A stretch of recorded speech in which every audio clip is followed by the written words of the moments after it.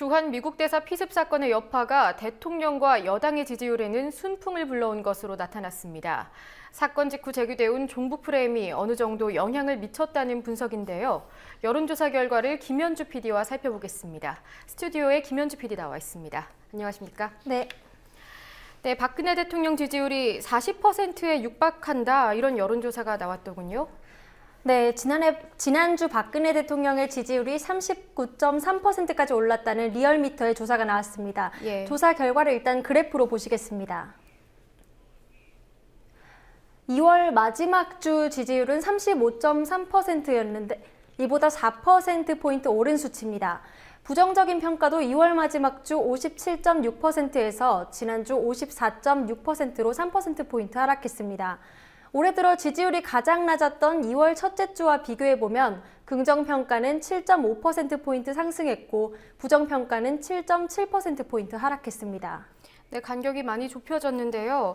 지난주 같은 경우에는 50대 덕분에 박 대통령 지지율이 회복됐다, 이런 분석이 있었는데 이번에는 어땠습니까?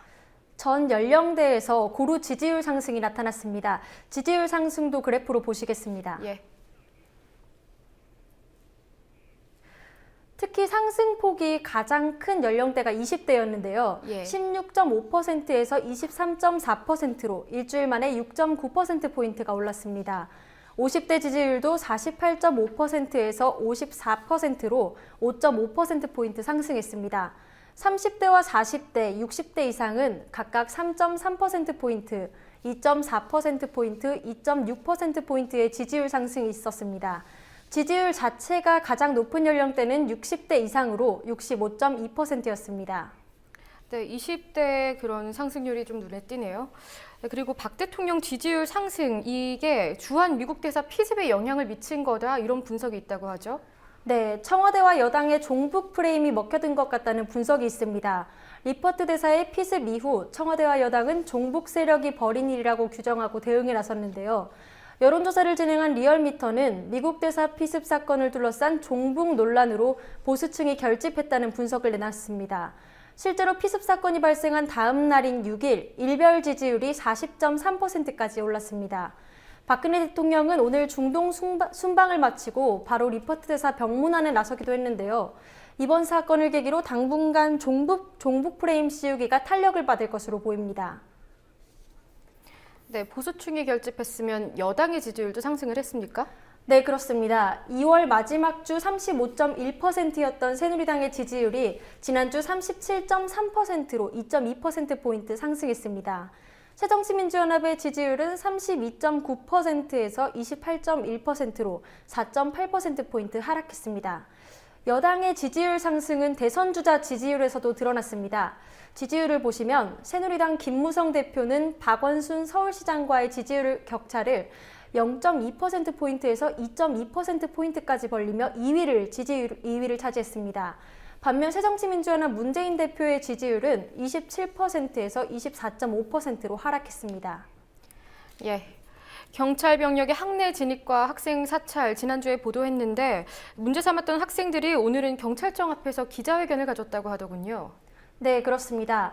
이들은 강신명 경찰청장이 경찰 병력의 학내 진입과 학생 사찰에 대해 사과하고 정보를 공개해야 한다고 주장하고 나섰습니다. 지난달 경찰 병력 80명이 서강대 학내에 들어가 학생들을 진압한 것과 구로경찰서 정복과 형사가 성공회대 사과대 학생회장의 연락처를 학교 측에 요구한 것에 대한 문제 제기입니다. 이들은 지난 일주일 동안 121개 대학에 1,344명에게 항의서한 서명을 받았다고 밝혔습니다. 오후 1시부터 경찰청 앞에서 열린 기자회견에는 사찰 대상이 됐던 학생들이 참여해 증언을 하기도 했습니다. 그런데 이 항의서안을 전달하는 과정에서도 또 진압이 있었다고요? 네, 그렇습니다. 기자회견이 끝난 후 경찰청으로 들어가려던 학생들은 몇 발짝 가지 못해 경찰 병력에 가로막혔습니다. 10명이 넘는 경찰들이 학생 20명을 막기 위해 주위를 둘러쌌고요. 이들은 학생들을 체증하고 밀기도 했습니다. 경찰들은 학생이 넘어진 것도 아랑곳하지 않고 계속 밀어서 학생들의 원성을 사기도 했습니다. 집회에 참여한 한 학생은 경찰은 학교에 마음대로 들어오면서 종이 하나도 전달 못하게 하냐고 소리치기도 했습니다. 결국 학생 3명만 민원실로 가서 항의 서한을 전달할 수 있었는데요. 50m 떨어져 있는 민원실에 가기 위해 30분의 시간이 걸렸습니다. 네, 이번엔 노동권 관련 소식이 하나 있네요. 현대중공업이 지난 4일부터 고졸 그리고 전문대 출신 여직원을 대상으로 희망퇴직 신청을 받고 있다고 하는데 이게 왜 하필이면 여직원을 대상으로 한 겁니까? 지금 현재 여직원들이 맡고 있는 일을 계약직 채용으로 대체하려는 시도라는 게 노조의 주장입니다. 현대중공업은 1, 2년짜리 계약직을 써왔는데 파견 근로자법이 4년까지 늘어날 기미를 보이면서 이런 시도들이 진행되는 것 같다는 겁니다. 좋은 일자리가 나쁜 일자리로 대체될 가능성이 커지고 있습니다. 이번에 현대중공업 희망퇴직 대상자가 된 15년 이상 장기 근속 중인 고졸 전문대 여직원은 597명에 달합니다. 노조 차원에서는 어떻게 대응한다고 하죠? 일단 오늘 현대중공업 본사 앞에서 투쟁 선포식을 열었습니다. 이들은 희망퇴직을 가장한 정리해고를 즉각 중단하라며 권오갑 사장의 퇴진을 요구했습니다. 정리해고를 중단하지 않으면 파업에 들어가겠다고 또 밝혔습니다. 이미 홈페이지에는 희망퇴직 대상 여사원의 행동 지침까지 올라와 있는데요. 정리해고 반대 리본 달기, 정리해고 반대 집회에 동참하기, 면담할 때 면담 내용을 녹취해 노조에 전달하는 것 등 이런 행동 지침이 홈페이지에 올라와 있습니다. 예, 마지막으로 정치권 소식 하나만 더 보도록 하겠습니다. 지난주에 천정배 전 법무부 장관이 탈당을 하겠다 예고를 했는데 실제로 탈당을 했다고 하더군요.